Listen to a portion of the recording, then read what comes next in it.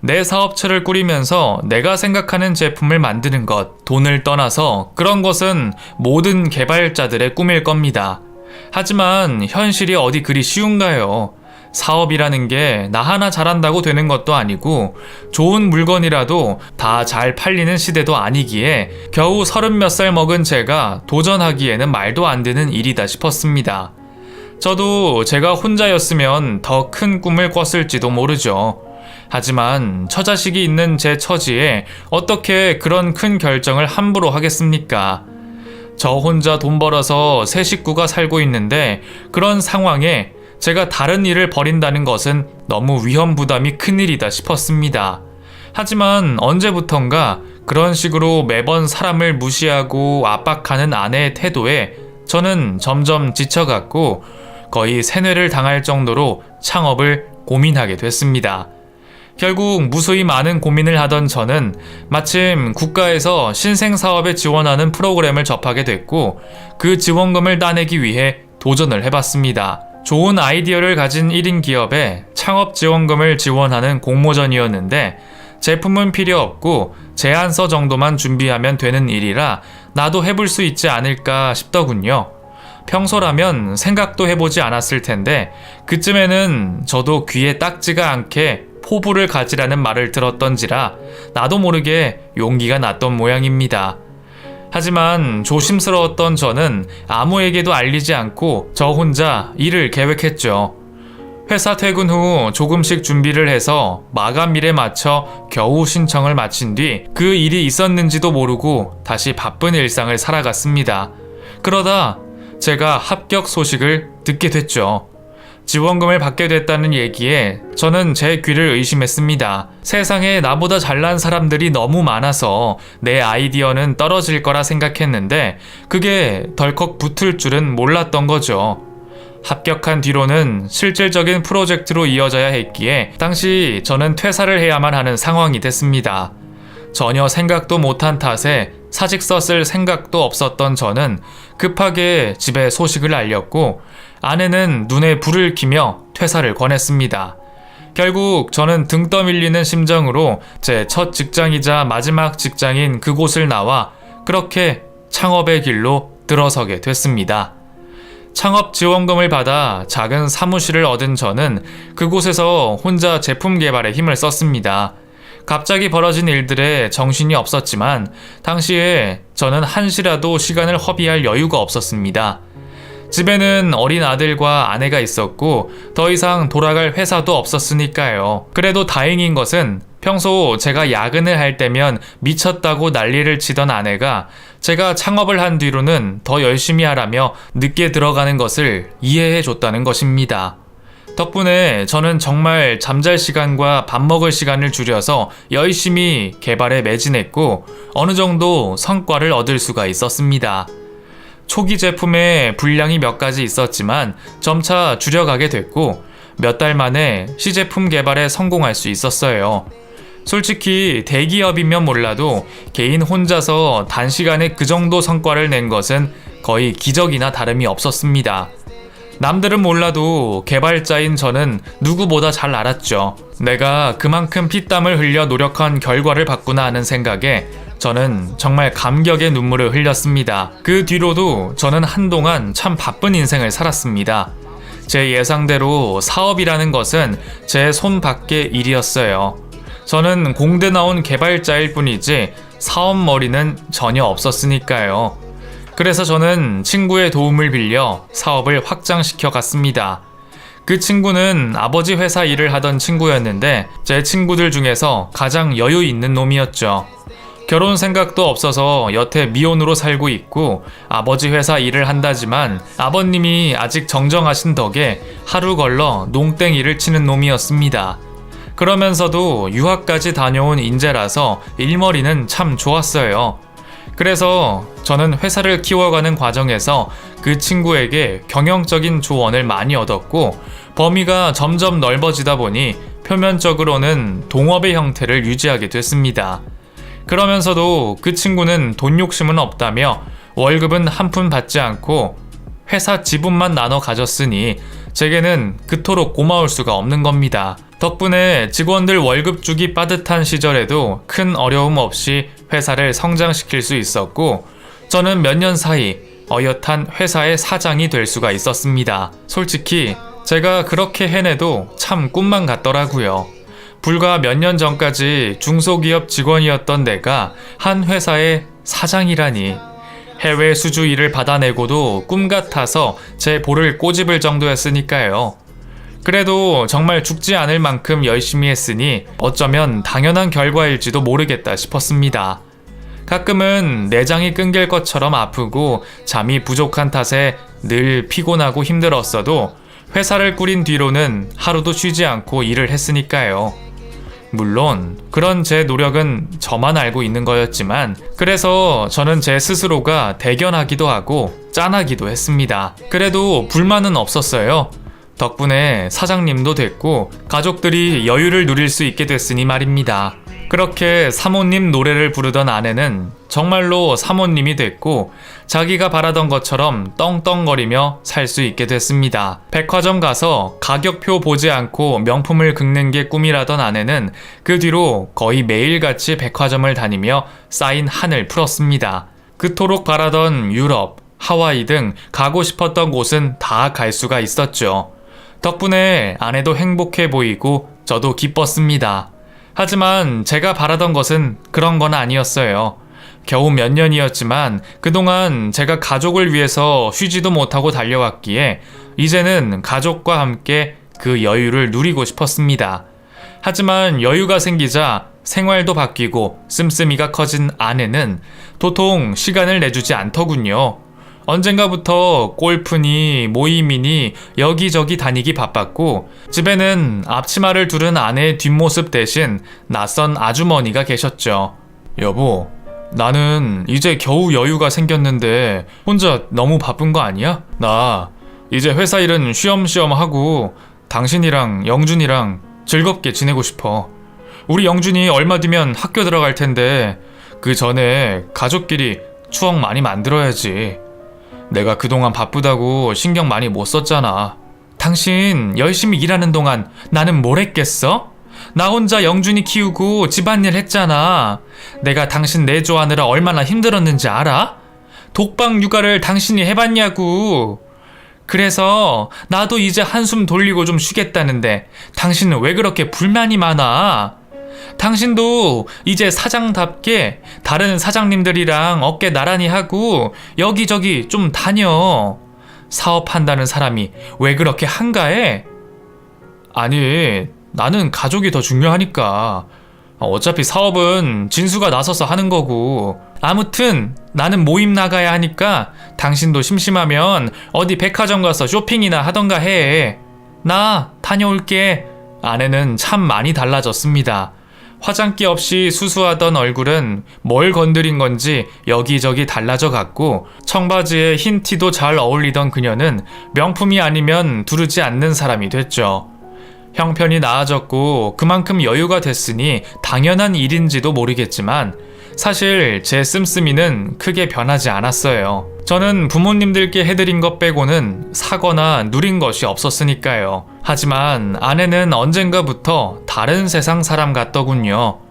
나는 여전히 그대로인데 아내만 바뀐 것 같은 기분이 썩 유쾌하지는 않았습니다. 그 뒤로 아내는 집안일은커녕 밖으로 바쁘게 다니면서 저보다 더 바쁜 일상을 살았고 가족과 함께하려 시간을 뺐던 저는 결국 남는 시간을 회사에 할애하게 됐습니다. 덕분에 회사는 더 잘 됐고 제가 더 잘 될수록 아내는 더 달라졌던 것 같네요. 그래도 그 와중에 기쁜 일도 있었죠. 예상치 못하게 저희에게 둘째가 생기게 됐거든요. 둘째 생각이 없던 아내는 당황스러운 듯 보였지만 늘 딸이 갖고 싶었던 저는 내심 기뻤습니다. 큰 애와 터울이 나는 늦둥이 둘째 딸의 애교에 참 행복했네요. 그렇게 세 식구가 네 식구가 된 뒤로 저는 더 열심히 살아야 했습니다. 그래도 틈날 때마다 아이들을 챙기고 가정에 신경을 쓰며 저는 회사와 가정만 보고 살았습니다. 그게 아니면 친구들을 만나거나 사사로운 모임을 나가지도 않았어요. 오히려 가정에 소홀하고 바빴던 것은 늘 아내였지 제가 아니었습니다. 큰애는 어쩔 수 없이 독방 육아로 길러졌지만 둘째 딸은 낳자마자 돌보미를 써서 아내가 젖 한 번 물리지 않고 키웠거든요. 애가 불쌍하기는 했지만 아내도 아내만의 사정이 있을 거라 이해했습니다. 저는 그렇게 아내를 이해하며 살았는데 아내는 아니었습니다. 대체 내가 뭘 잘못한 건지 어느 날 이혼을 하자며 통보를 해왔죠. 둘째 아이가 5살 되던 해였네요. 당신 몇 년 동안 나랑 시간 보낸 적 있어? 나랑 뭐 한 거 기억나는 거 있어? 난 없는데? 그래 놓고 당신이 가정에 충실했다는 얘기야? 뭐? 아니 그건 나 때문이 아니라 당신이 바빠서 그런 거잖아. 나는 항상 집에서 아이들과 있었다고. 언제나 집에 없는 건 당신이었지. 애들한테 물어봐. 당신이 집에 있는 거 기억하냐고. 죄 없는 애들 끌어들이지 마. 나는 지난 시간 동안 너무 불행했고 내가 밖으로 돈 것도 어떻게 보면 다 당신 때문이야. 당신이 잘했으면 내가 밖으로 돌았겠냐고. 뭐? 그래서 지금 그게 다 내 탓이라는 거야? 아무튼 나는 당신이랑 이혼하고 싶으니까 적당히 합의 이혼해.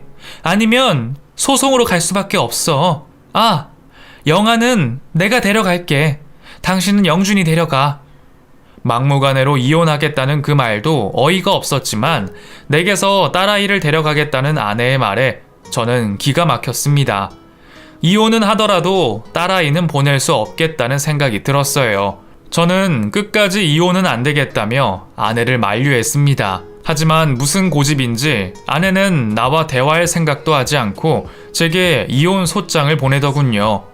끝까지 딸아이의 양육권을 주장하면서 말이죠. 끝까지 매달리던 저도 결국 망연자실할 수밖에 없었습니다. 여태 가족을 위해서 열심히 살았던 건데 그런 나한테 어떻게 이혼 사유가 있다는 건지 믿을 수가 없었죠. 그 뒤로 아내는 이혼 소송으로 바쁘다며 거의 나가 지냈고 그러면서도 저는 끝까지 아내의 마음을 돌릴 생각을 하고 있었습니다. 그런데 어느 날 밖에서 엄마를 만나고 온 딸아이가 이상한 얘기를 하더군요. 아빠, 나 이제 아빠랑 안 살아? 응? 그게 무슨 말이야? 영아는 아빠랑 살아야지. 엄마가 이제 아빠랑 안 살 거래. 아빠는 가짜 아빠라서 이제 진짜 친아빠 만날 거래. 아빠가 영아 가짜 아빠였어? 뭐? 영아야, 그게 무슨 말이야? 엄마가 아빠가 가짜 아빠라고 그랬어? 응, 다음에 친아빠 만나러 가자고 그랬어. 친아빠랑 미국 가서 살 거라고. 아무것도 모르는 5살 딸아이의 입에서 나온 얘기는 충격적이었습니다. 친아빠니 미국이니 그게 다 무슨 소린지 갑자기 머리가 하얘지더군요. 어린아이가 그냥 하는 말일 수도 있지만 그렇게 치부하고 그냥 넘기기에는 너무 걸리는 것이 많았습니다. 애초에 아내가 일방적으로 이혼을 요구하는 이 상황 자체가 말이 안 되는 일이었죠.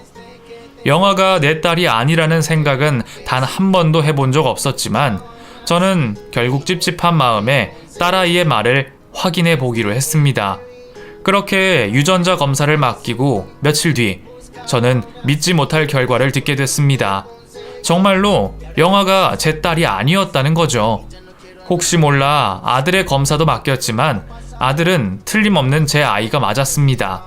그제서야 아내의 이혼 요구며 친권 문제며 모든 것이 이해되더군요. 결국 저는 사람을 써서 아내의 뒷조사를 시작했고 모든 사실을 알게 됐습니다. 아내가 영아를 가졌을 때부터 5, 6년의 세월을 저 몰래 만나왔던 내연남이 있더군요. 딸아이의 말처럼 그놈이랑 미국으로 이민이라도 갈 생각인가 봅니다. 그것도 재산 분할해서 받아낸 제 돈으로 말이죠. 사실 이혼을 요구하던 아내는 양육권뿐만 아니라 제게 터무니없는 재산 분할을 요구했습니다.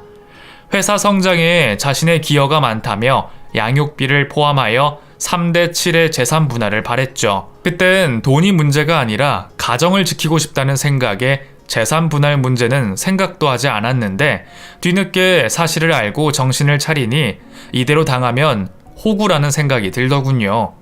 결국 모든 것을 알게 된 저는 뒤늦게 복수를 결심했습니다. 그 여자가 원하는 것이 돈이라면 그 돈 한 푼도 못 가져가게 만들겠다고 말이에요. 결국 저는 그제서야 이혼 전문 변호사를 구했고 같이 회사를 꾸리던 친구와 얘기를 나눴습니다. 제가 혼자 키운 회사가 아니니 그 사실을 친구 놈도 알아야 했죠. 역시나 친구는 돈 문제보다는 제가 처한 상황을 잘 이해해 줬습니다. 그러면서 한 가지 묘수를 떠올리더군요. 야, 진짜 너무하네. 야, 솔직히 자기가 회사 일에 기여한 게 뭐가 있다고? 뭐, 아이돌 본 거? 야, 그건 여태 펑펑 써댄 돈으로 충분한 거 아니냐? 오히려 회사 성장 뒤에는 가정이나 일에 신경 쓴 거 하나도 없잖아. 애들 문제 생길 때도 늘 너 혼자 갔었지. 그런 여자한테 회사 지분 떼어주는 건, 야, 정말 말도 안 된다.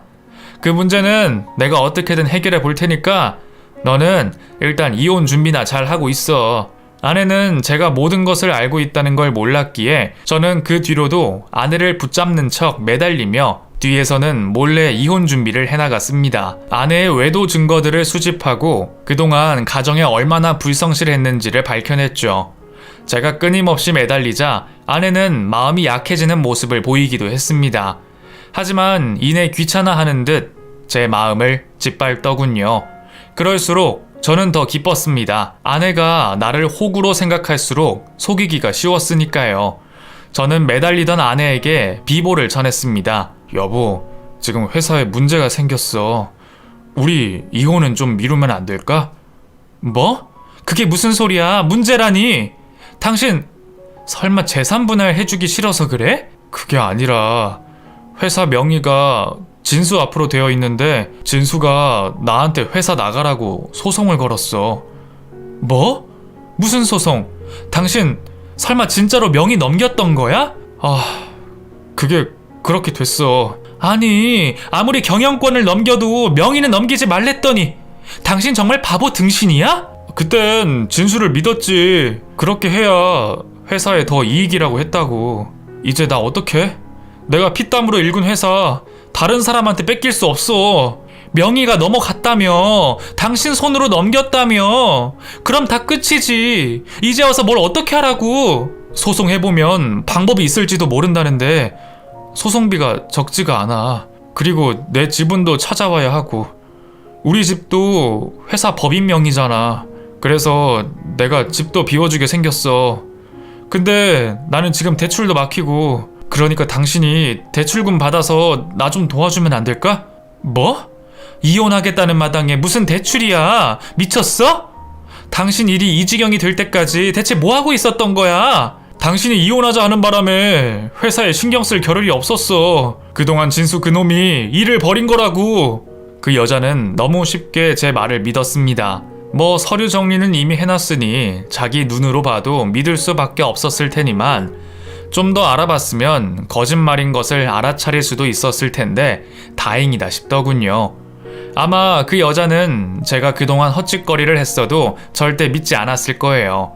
나는 바보 온달이고 자기는 평강공주인 줄 알던 여자였으니까요. 덕분에 저는 손쉽게 그 여자를 속일 수 있었고 같이 개털이 될까 걱정하던 아내는 급하게 합의 이혼을 바랬습니다.